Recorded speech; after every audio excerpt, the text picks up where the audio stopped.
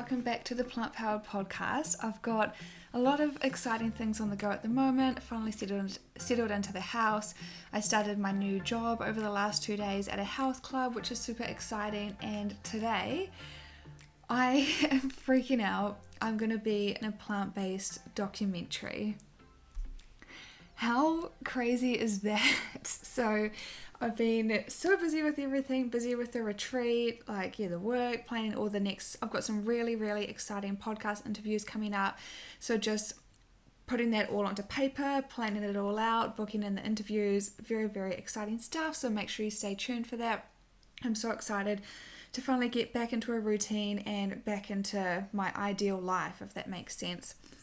So I hope you liked my first episode back last time after my little break, and today I've got some very exciting topics. I just thought, so the documentary is going to be filmed kind of soon. The guy's on the way, he's nearly here, but I've got so much on that I just thought I'd start filming now, and then when he comes I'll go and do that for a few hours and then finish off in the afternoon and then carry on the rest of the day. So just trying to squeeze it into everything I've got on. Today will be very exciting. I wanted to talk about turning your diet into a lifestyle, overcoming other people's opinions, different mindset shifts to help elevate your life, conforming to beauty standards, and last of all, gym anxiety. So a little bit on the cards. It's just a few things I've had on my mind lately, so I hope you enjoy. Don't forget to subscribe to the channel if you haven't already, and if you're listening on the podcast, I'd love if you gave a review as well in the Apple Podcasts. So number one, turning diet into a lifestyle. This is, one of the questions in the interview for the documentary actually is how would you describe a healthy relationship with food and a healthy diet? So to me, it's something that you can do forever. I can do this diet forever, eat plant-based, and it's not something you've got to start and stop again. It's not falling on and off the yo-yo. It's very balanced. It's being able to go out and enjoy food at restaurants and social situations if your friends are cooking dinner. We've got a weekly tribe night, and I'm not freaking out oh my god, this is different to my usual food. If someone else cooks, it's oh cool, what food can I try this week that's a little bit different? Even though we had crepes one night, it's cool, let's have crepes. It's you don't have to feel restricted by anything. So I had a little bit of a break from the gym because I was feeling very, very fatigued and low in energy, and then I had my best friend staying from New Zealand, then I had my sister staying from New Zealand, and then I was doing some walking around the city and stuff, but I was I just don't want to go to the gym today. Then I got my time of month, so I was really tired and sore and bloated, and then I was finally ready to go back to the gym, hopped in the car, and then it blew up in smoke. So that took another week, some pretty expensive repairs. But it's the whole week when I couldn't go, all I wanted was to go to the gym and lift some weights. But when I have access at any time, it's oh no, I'm a bit tired today. So it's funny how our diet works out like that as well. If you're restricting yourself from things and think you can't have it, it's all you want and all you're thinking about. So it's about feeling like you have access to anything at any time. That's how I'm going to describe it in the documentary. I eat chocolate any day I like, most days of the week. I drink wine several nights a week. Oh, just a glass if I'm cooking or something, not actual drinking. But if I'm just cooking on a Tuesday night, I'm you know what? I feel like a wine, then I'll have one, and I'm not freaking out that it's more calories or anything, or that it's going to slow my progress, because I like wine, so I like to enjoy the taste of it. So I went on this little thing and then was finally ready to get back into my routine. And my first day back, with all this exercise, I actually walked from my house from the country into the town, and then went to the gym and walked all the way back with the dog as well. And I had blisters on my feet from all that walking. And then the lady I live with, she was hey, do you want to have a pizza night? And even though it was my first day back on routine, I'm well, of course I want to have a pizza night because I love pizza. So it's just about finding balance. For lunch that day, I had a big Buddha bowl with salad, and at night time I had pizza. So I'm that's absolutely fine. I've done so much exercise, I deserve it. So it's about not fearing foods and just finding balance so that you can do this forever. I think I mentioned this in the last video I made as well, but also I've noticed a lot with allowing myself to rest and fully just be. So when I've been getting my time of month, because I used to just dread it and I'd go to hospital from the pain and it's like absolutely debilitating and I'd be like crying and almost screaming on the bed. So, and then feel guilty for not being productive. So the last 2 times I've had it since living at this house, I've just allowed myself to be. She heated up some hot stones that she uses for a massage and like wrapped it in this towel and put it on me like a belt to put on my back and my lower hips. And I've never seen anyone do that before. So just taking the time to rest and just lay in bed for a bit, honestly have a nap in the afternoon, I ate as much chocolate as I wanted to. And with all the rest and the extra sleep, some nights I was sleeping like 10 hours a night for like 4 days. I was just completely out of it. I actually got leaner and like lost more body fat, like looked more ripped in the mirror from not exercising and from eating more like chocolate and stuff. Everyone's really over exercising and everyone freaks out about getting in all this movement and stuff, which is very, very important. But honestly, rest and recovery is so underrated and I don't think people do it enough. I probably only go to the gym to do weights about 4 times a week, striving for 5, but 4 days is a good balance for me. And then just walking the dog almost an hour every second day. And that's all I have to do. And I feel like I get more results in that time than someone who's going like 6 or 7 days a week, plus the cardio every single day, plus all the stress, lack of sleep, restricting food. It's just far more balanced. And I just realised after all that, I forgot to connect the microphone again. So I always do this. I'm like, okay, quick, let's do the video, try not stress, just like get into it so I'm not like worried about what I sound like or anything. And then I'm like, oh my God, always having like microphone issues. So hopefully that sounds a little bit better. So the next point I wanted to cover was overcoming people's opinions. So I've been told quite a lot in the last few months, quite a lot of bad stuff. I showed in my last video and podcast as well, I had someone write in my diary like piece of shit, and then I started to believe it. I've had people say that if I move to Gold Coast within the next 2 months, I'm going to fail and have to go back to New Zealand. So while I was trying to settle in here, all I could think was like, oh my God, are they right? Am I just a failure? I'm not going to be able to hold this up. I'd been looking for a job for a whole entire month and had no income and no savings, as I said last time as well. I drove here with just enough gas in the car to get to Gold Coast, no savings, no job. So I was like, oh my God, are they right? How can I make this work? And it's very, very stressful. And you just wonder if what they think about you is the truth. And you forget that you have like this burning fire inside of you to make something happen and to prove people wrong. I was also told a whole bunch of other stuff. I wrote it in my diary a little while ago.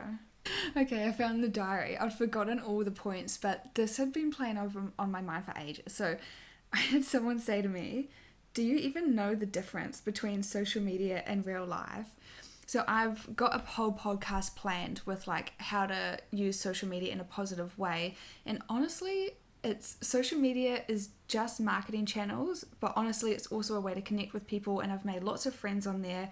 For me, it's a source of creativity. If I think of an idea or a health tip or a realization that I've had or a perspective shift that I think can help someone, I like to put it into content or make a little graphic thing or I don't know, write the captions. I just really like writing, and I used to do blogging before I did all this stuff. So for someone to say like, do you even know the difference between social media and real life? It makes me feel like I'm just a fake girl with like an unattainable life. And they said that my head is in the clouds and I need to come back down to earth. But to me, I like to have my head in the clouds because I like to aim really high and I like to block out all the noise and not worry about societal norms or what's like practically possible as such, which can kind of be a downfall, but I just like to be like, hey, well, I want to do this, so why not? No matter how crazy or how much further I'm going to have to grow to get to that point. So the other person's opinion, like, although it brings you down and you start to believe it, like, am I just a fake social media girl who's like, I don't know. It was just really weird to think about myself like that when I know my values and what I'm trying to achieve by doing all this. And then a couple of the other things I got told were like, if you started, like I got kicked out of home when I was 16, so I'd started like living on my own since then. I moved in with my nana for a year. I started my university degree at age 17, which was 3 hours from where I grew up, which is quite a big drive in New Zealand because it's such a small place. And I think I had 2 jobs while I was still at school, and then the week school finished, I started up a 3rd job. So I was working at like a takeaway burger store, I was working at a cafe, and then working at a supermarket all at like age 16, which was really good. But then someone said to me, if you've been working since you were 16, then like why aren't you successful yet, and why aren't you where you planned on being in life? And that's like a very deep, quite offensive question. I've started 4 businesses by age 24, and I'm the kind of person who is hard on myself. So when that's playing in my mind, like, oh my God, I'm striving for this thing, and I'm so hard on myself in day-to-day life that I stress myself out. I find it hard to relax. I find it hard to socialize because I should be working, and I'm just so focused on achieving this very, very high goal. And starting a business is hard. You don't make profit for sometimes the first few years, and I've started several of them. Growing your audience, learning how to do marketing, learning how to do accounting, defining your brand, putting yourself out there, just like actually being good at what you do. I've done so much when I look back on it, and I think I'm doing bad because that's just how I view myself. But to look back on my life and know I'm striving for this goal, and then to have someone say, why aren't you successful yet? That's really mean. I'm like, that played on my mind for ages. And then they said like I was planning out the rest of the year. So this is what I want to achieve by this year. I want to move to Gold Coast in Australia, maybe plan a trip back home if possible once all the borders are open and travel is okay.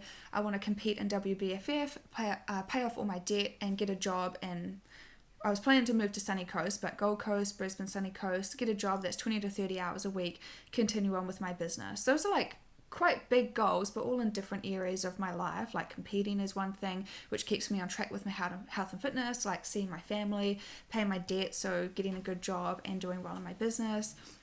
All of those things like interlink because they're all in different areas of my life. And I got told that, my goals are too big, and they said you need to plan your life based on how you're doing right now. So I was at rock bottom with barely any income, like my income like just covered rent, like no food, no gas.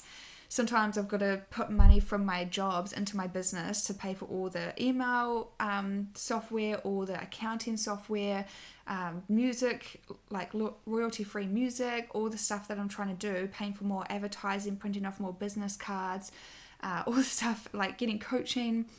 Sometimes I've got to get money from my paycheck from my job to put into the business, because it comes in waves. Sometimes I've got the most clients that I've ever had right at this moment, but then sometimes in a couple months time it'll be dead. So that's when you're doing like all the business planning and thinking about what's going to be moving the needle forward and everything else. So it comes in waves. But to think like, oh, if I'm at rock bottom right now where my whole life's turned to shit, I've been through a breakup, I'm living in a place I don't want to be, all my family's in another country, I'm depressed, I've got no self-worth, like no money coming in, why would I plan my goals based on that?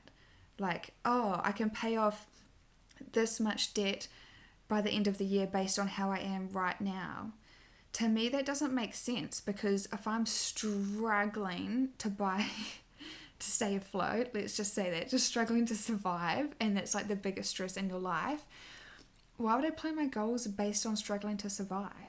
Wouldn't I plan them on being like, okay, if I reach this next level, if I get a job with this many hours, if I get this many clients in my business, or sell this many ebooks or online courses or whatever, then I can get to here.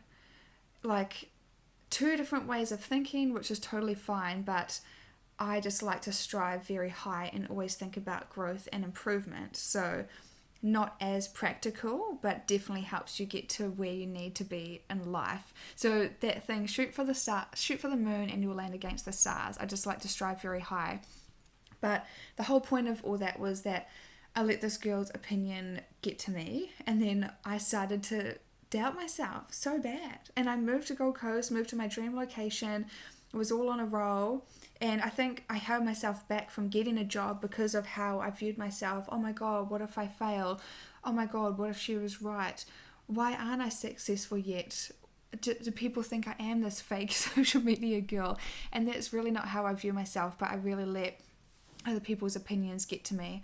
And also being told like I can't do anything on my own, I always need help.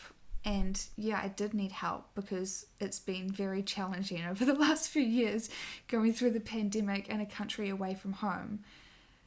Yeah, so when it comes to other people's opinions, think about where are they in comparison to your life? Are they not like anyone who's doing better than you isn't going to look down on you. They know that there's enough success to go around, unless they're like really freaking out, but a very rare occasion. So anyone who is above you is usually trying to help you up because they've reached success.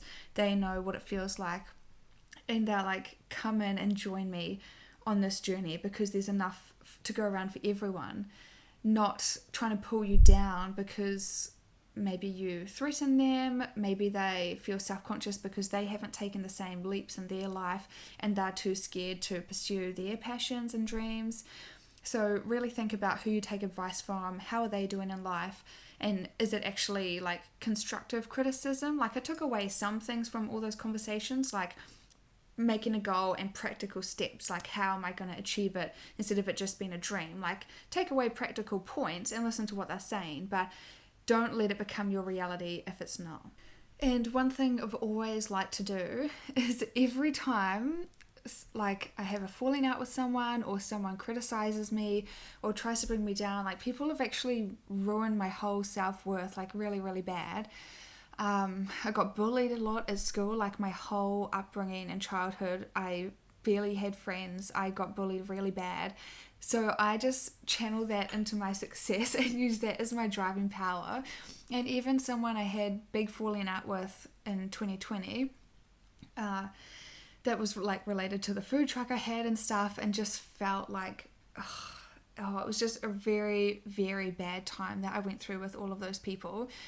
I would think about them when I'm at the gym, when I'm lifting weights, and I'll get angry. I'll go to the gym, put on that really intense dubstep, and then I'll just think about how angry I was at them, and it's making me fitter, it's making me stronger, it's making my muscles grow bigger because I'm releasing my emotions based on that person.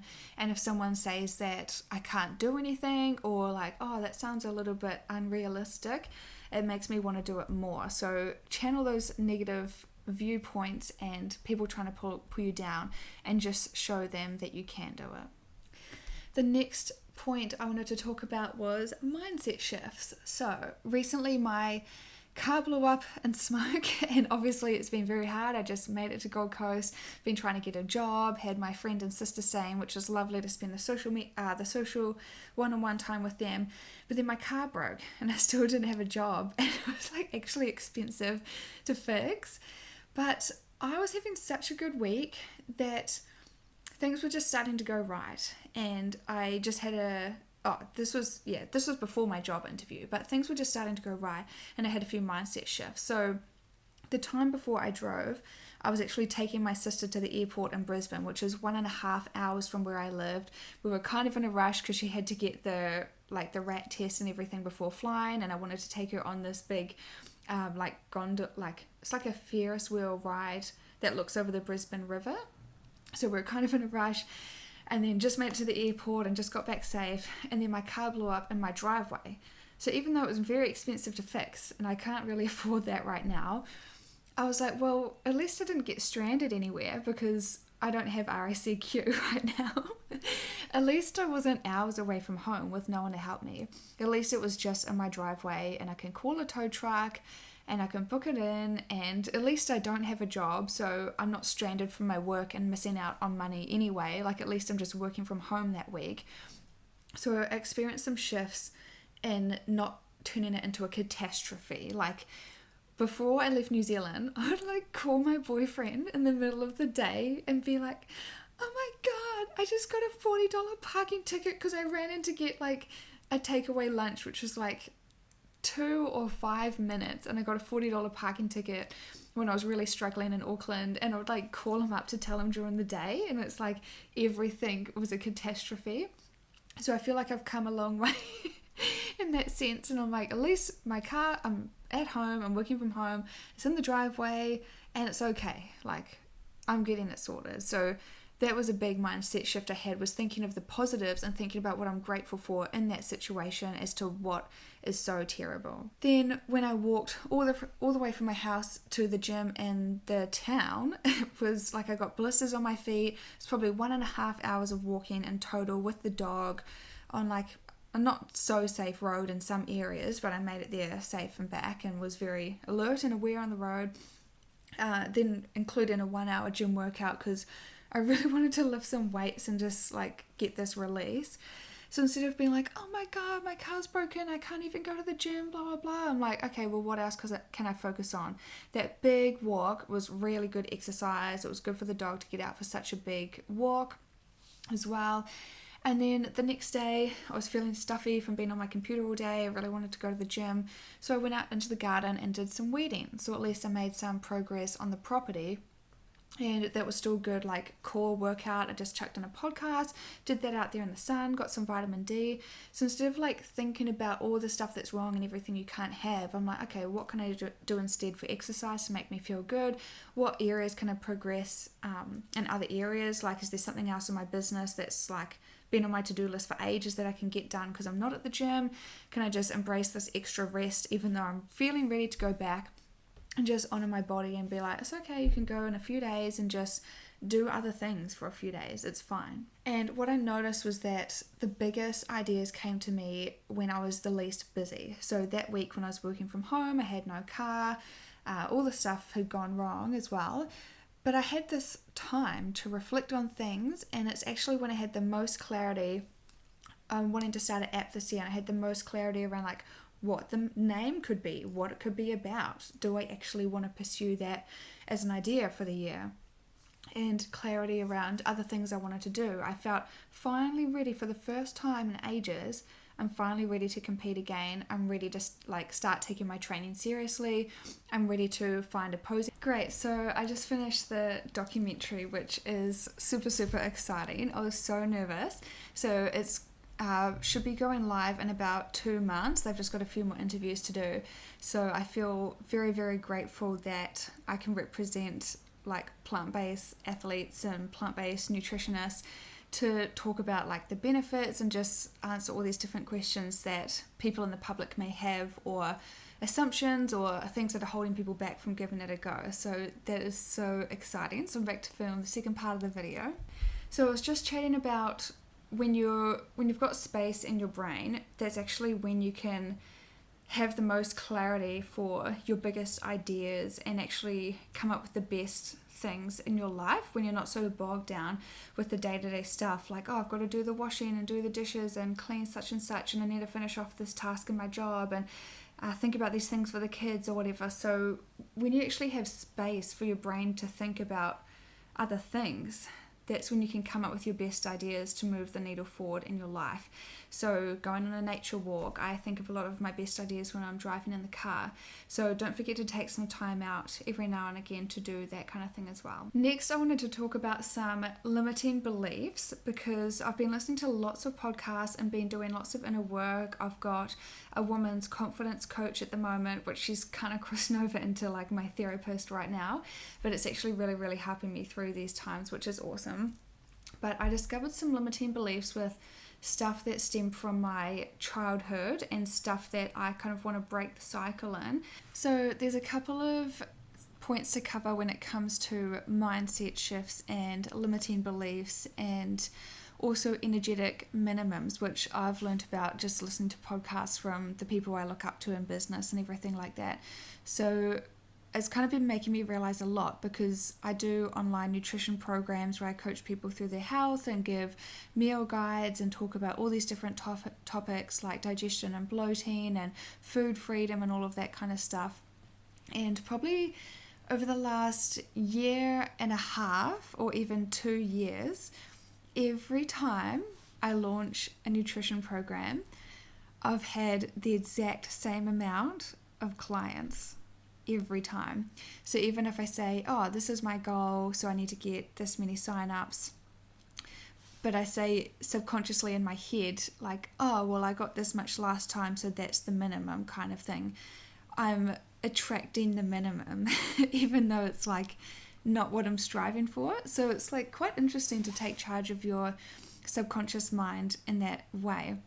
And I was having a conversation with someone the other day, and they were talking about weight, and they said they would like to get to such and such goal weight, but they've been stuck at this other number for ages. But in their mind, because they're like, oh, it's probably going to be such and such, every time they hop on the scale, it's the same, and they've lost weight up until that point, and it's just plateaued kind of thing. So it's really about becoming aware of like your subconscious thoughts and not bringing into light what you're trying to avoid. So reframing the words and reframing the way that you're approaching it. And good news, I finally got a job after living in Gold Coast for a month. So it's at a health club, and I'm super excited. But I got it during this week where I was just at home and I had more downtime, and then good things just started happening, and I started feeling really, really good within myself. And then I finally get this call.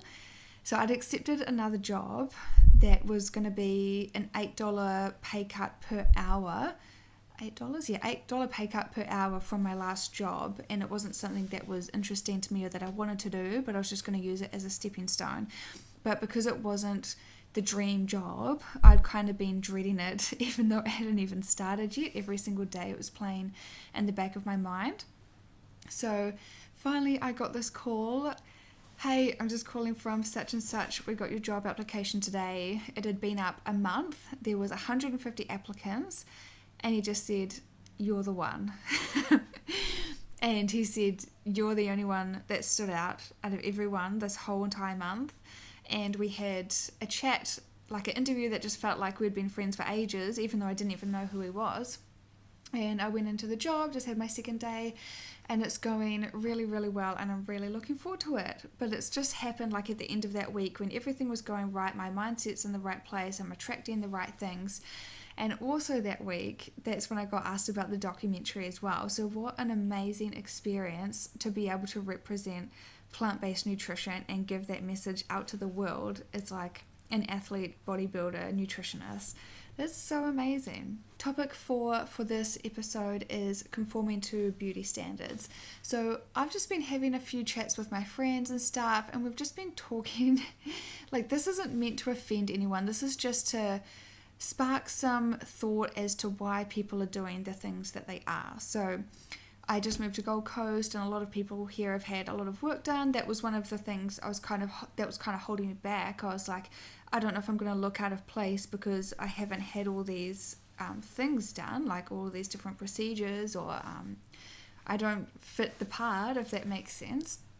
And it just got me thinking, like, why are people doing it? Because I think they're trying to do it for the male gaze, but that's not necessarily what males want or what all of them want. Maybe that's what the guys here want, I'm not sure. But I've just been thinking, and I've picked up on it as well as a few of my friends, is that everyone's starting to look the same. And that's not meant to be in an offensive way at all. But we're so caught up in trying to fit in, and everyone's getting the same fillers and procedures. And it's not to say I'm not going to get like touch-ups in the future. Like, I've never done it, but it's not to say that I never will. Like, I'm open to it once I feel the need to, maybe. And no hate on anyone who gets their boobs done or anything. It's all about what makes you happy. But that's the question. Is it for you? And is it something that you want to wake up every day and see in the mirror and feel really happy within yourself? I'm not sure why people aren't feeling happy with how they currently are. Maybe it's due to social media. But before going and getting all these things, I just want people to realize that we are all so unique, and it's normal to have different looking faces, different looking outfits, different looking bodies, and we don't all have to fit the same criteria to be classed as attractive or fit the same body type, because we're human.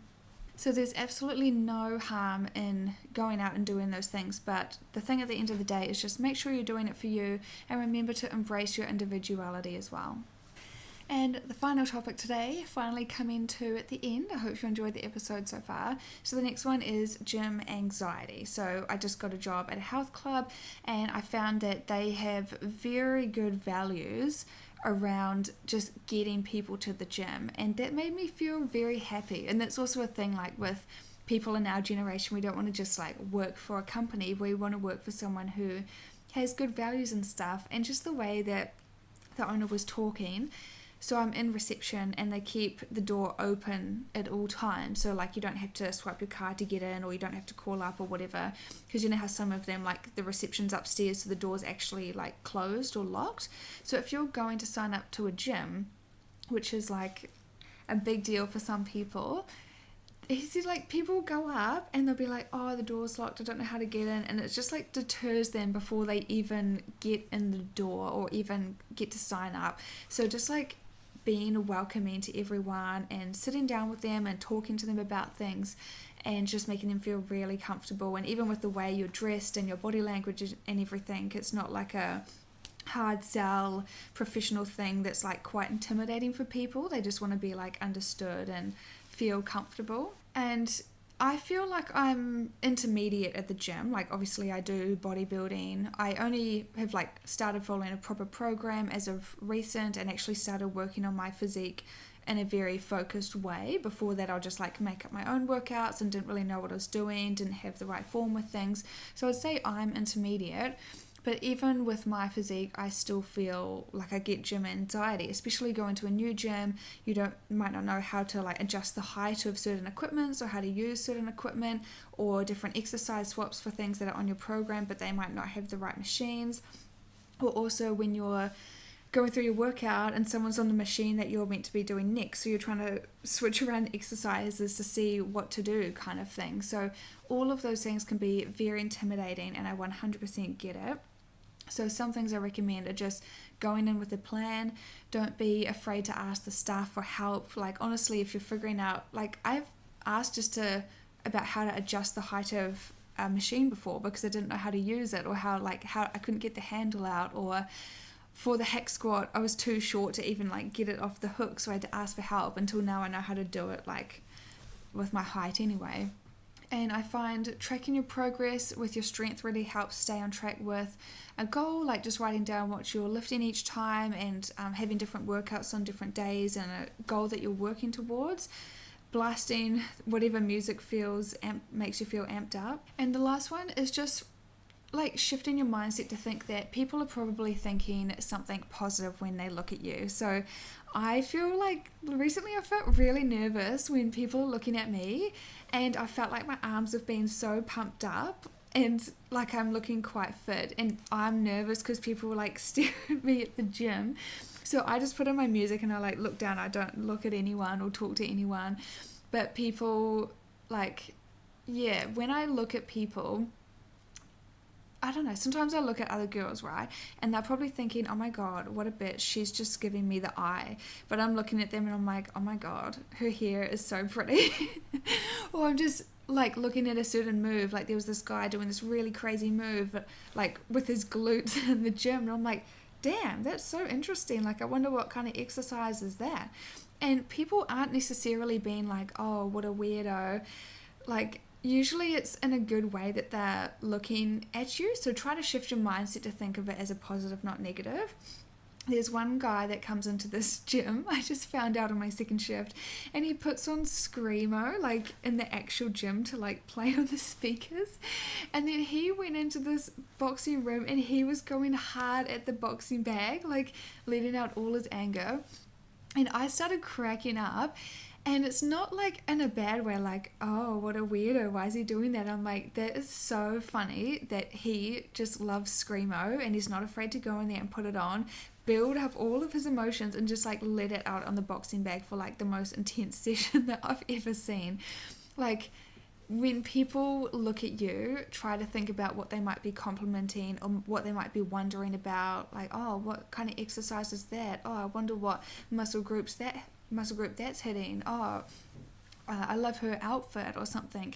So try to shift your mindset to think of it like that instead of something bad, and it takes away a little bit of the fear and everything like that.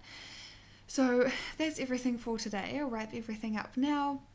Don't forget, I've got some amazing interviews that I have got lined up. I've got all the topics planned out. I just have to put in the dates and start filming and recording. So stay tuned for that. Don't forget to subscribe. Thank you so much for tuning in today. I hope you had a blast, and I'll see you next week.